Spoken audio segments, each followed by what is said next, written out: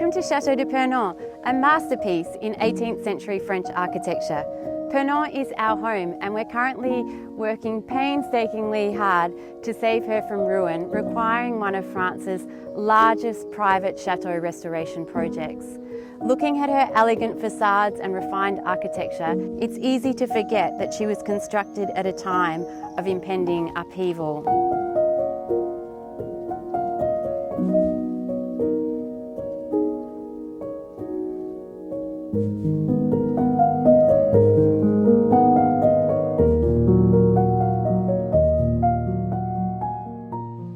We all know that Bastille Day, the French national holiday, celebrates the momentous events of the French Revolution. And so we thought here at Château de Purnon, we would try and answer two questions. Firstly, what can we tell about the reasons for the French Revolution from the design and from the things that we've discovered here at Château de Purnon? And secondly, what happened to the lives of the people who lived here during those tumultuous events? Let's travel back in time and answer these questions. It's 1779 and work on the construction of Château de Purnon has just commenced. France is a country racked by social divisions, and the architect decides to incorporate those social divisions in the design of this incredible chateau. The family and their guests will arrive at the chateau on this grand terrace here and enter through the front door. But how are the servants and the domestic staff who do all of the daily chores and all of the work going to access the chateau? Let's go and have a look. Purnon's architect decides to surround the chateau on three sides with a moat. But it's not a moat to hold water. It's a moat that's designed to maintain social divisions. And they'll be accessed through two tunnels. Let's have a look.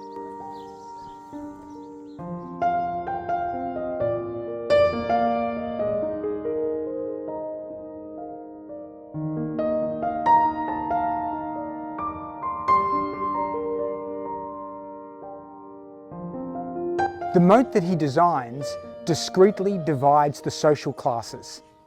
Servants and domestic staff enter the chateau through the basement, via the tunnels and the dry moat, while the chateau's family and their noble guests enter the grand rooms and the principal parts of the chateau using the front entrance.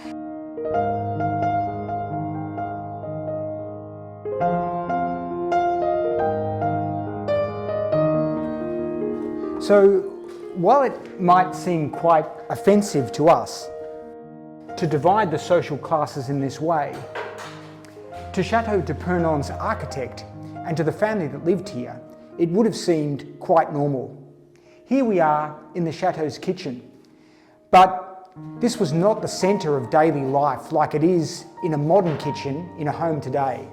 This was a space reserved for domestic staff, for the servants who prepared the food, for the cooks who cooked it, and for those who were responsible for bringing it up to the family on the ground floor so that they could eat a hot meal served directly to them. So Purnon's basements don't just serve a practical purpose, a place to prepare and cook food and to store cut wood to provide heating for the family and their guests living in the luxurious rooms above us. They also serve a symbolic purpose. They separate life between the noble family living on the first and ground floors above us and their guests and friends, and the servants and domestic staff who toiled behind the scenes to provide the food and comfort and luxury that the noble families expected. Is it any wonder that a country racked by such massive social divisions by the end of the 18th century was ripe for revolution? Despite the huge social divisions and inequalities between the noble families who lived in grand chateaux like ours at Château de Purnon and the domestic staff and servants who worked for them, many of them probably believed they had it pretty good. They lived inside the chateau where it was warmer and there was a little bit of natural light.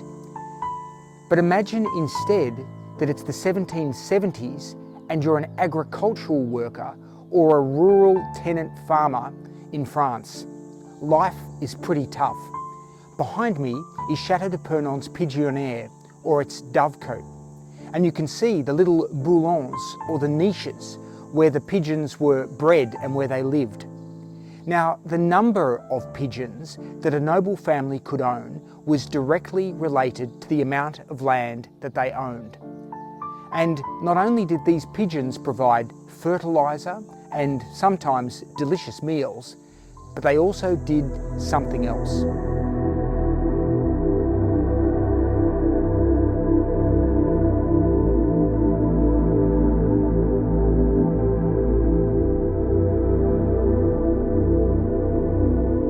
Those pesky pigeons fed themselves by eating the seeds and crops sown by the tenant farmers working the agricultural land around us. Imagine that. You're a tenant farmer or an agricultural worker earning a tiny wage. And the money that you make goes to the noble family that owns the agricultural land. And at the same time, the pigeons, owned as a feudal right by that noble family, are eating your seeds and crops as soon as you sow them. It's one of the many grievances that will quickly lead to revolution.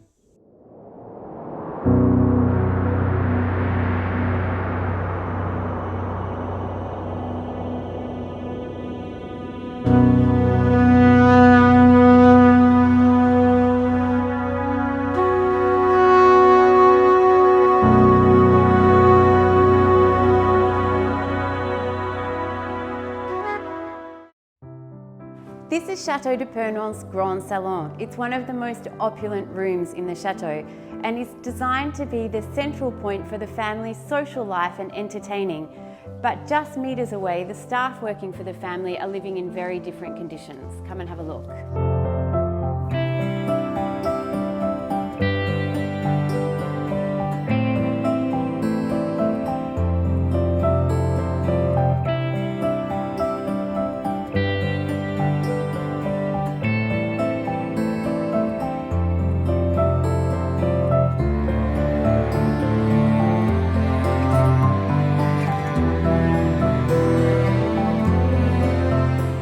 It's 1782 and the construction of the chateau has finally reached the point of being watertight.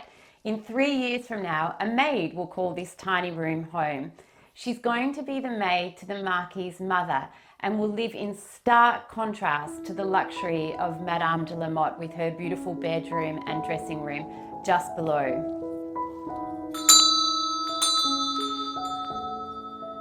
And will be available at her beck and call.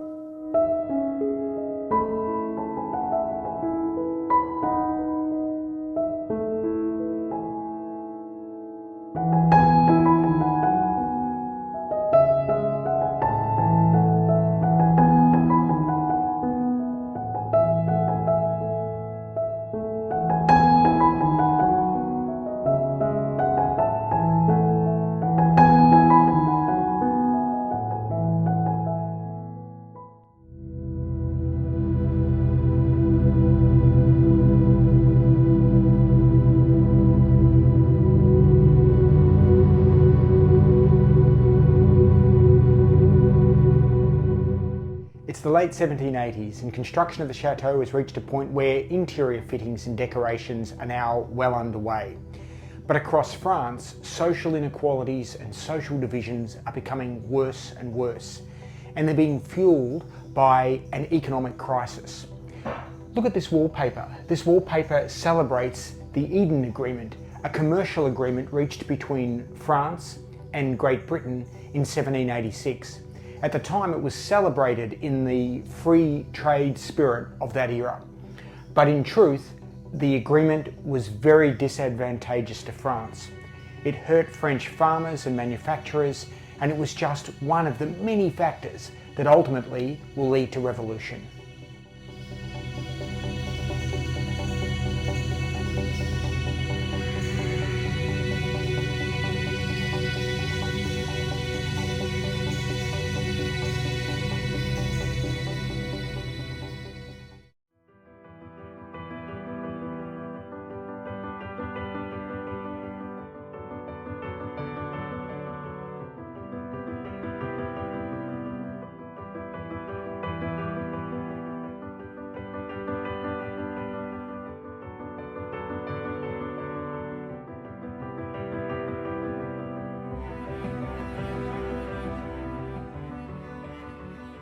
It's 1785 and work has just been completed on this room, a bedroom on the first floor, and it's been decorated with these incredible hand-block painted wallpapers from the Revillon workshop in Faubourg Saint-Antoine in Paris. These are the last surviving examples of this wallpaper anywhere in France today, so it's incredibly precious. But what do these wallpapers have to do with the tumultuous events of the French Revolution? Well, the Revillon workshop will become the scene of some of the bloodiest days of fighting during the French Revolution. Workers protesting against wage levels and bread prices will be fired upon by soldiers seeking to control the angry mob. Hundreds of people will be killed.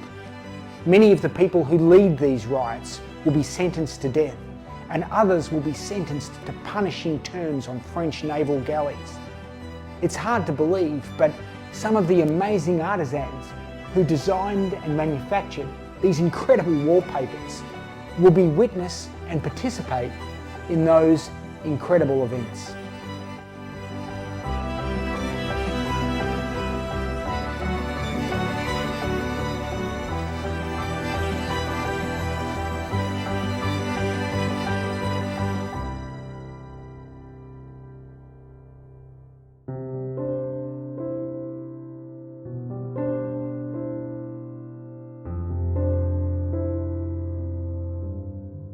It's 1789 and the final touches of the interior decoration here on the second floor are about to come to a grinding halt as the revolution starts to unfold, and we will never know what the intended original decor for these rooms here on the second floor was. But how is this monumentous revolution about to impact the lives of those living here at Purnon?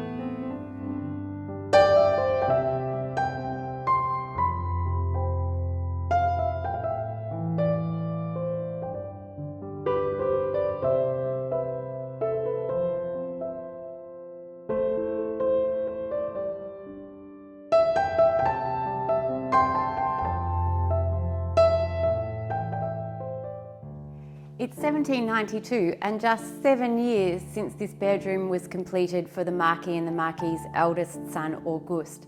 But they're about to receive the tragic news that Auguste has been killed in a massacre in Lyon whilst fighting on the side of the royalist armies. The shock of this tragedy will reverberate throughout the family and ultimately lead to their youngest child's death, a girl, Adelaide, at just 16 years of age.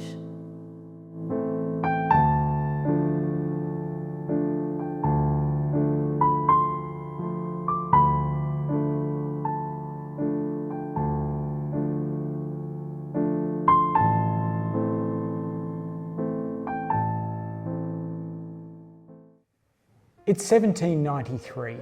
The Marquis's oldest son, Auguste, is dead, killed at the hands of a revolutionary mob. Their youngest daughter, Adelaide, has died, broken-hearted at the death of her older brother. The Marquis departs to fight with royalist troops against the revolutionary forces. He's now an enemy of the state, and his property can be confiscated for his treason.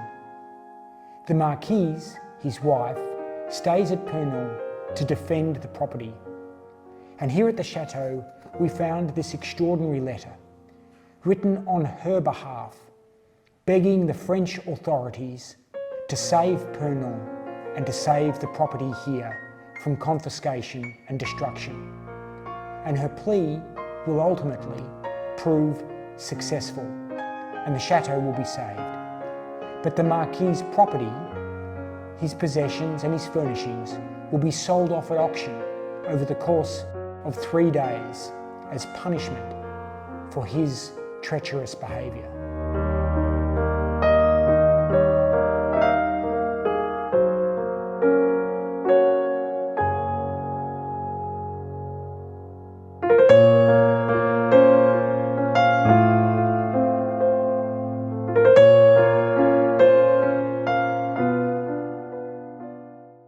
The tumult of the French Revolution would leave no lives untouched. When we arrived at the chateau, we came across these two portraits. They were two personalities unknown to us. But since then, research has told us that this is a portrait of Pierre-Auguste de Warren. And during the Revolution, he took part in a royalist invasion, an attempted royalist invasion of France from Great Britain. He was captured on a beach, sentenced to death. And when they lined up the condemned men to be executed, he pulled a few coins out of his pocket, scattered them on the ground to distract his executioners, and escaped. And he lived a full life, not dying until 1837 at his Château de Purnon, not far from here. And we discovered that this portrait is Sophie Rose de Rosen, and she would lead an extraordinary life. She was captured by the revolutionary authorities along with her husband, a prince. He was condemned to death. He lived his last days in the conciergerie in Paris and wrote her a pleading letter that she would never get to read. He was executed, guillotined, in 1793. She was also imprisoned, but escaped to Switzerland, and ultimately she would marry again and be part of the family from whom we would purchase the chateau in 2020. What amazing lives.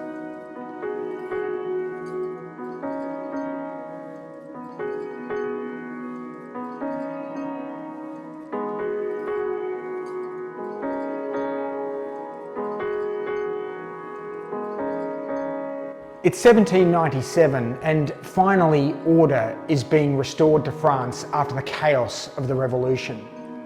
The Revolution has consumed its own, and finally Napoleon takes charge, first as consul and eventually as emperor. The Marquis can return from exile and from fighting abroad. But for the next 2 decades, Europe will be ravaged by war. Finally, Napoleon will be defeated at Waterloo. And this man, Louis XVIII, the younger brother of the guillotined Louis XVI, will become King of France. In a sense, for noble families, like the family here at Château de Purnon, the traditional social order has been restored.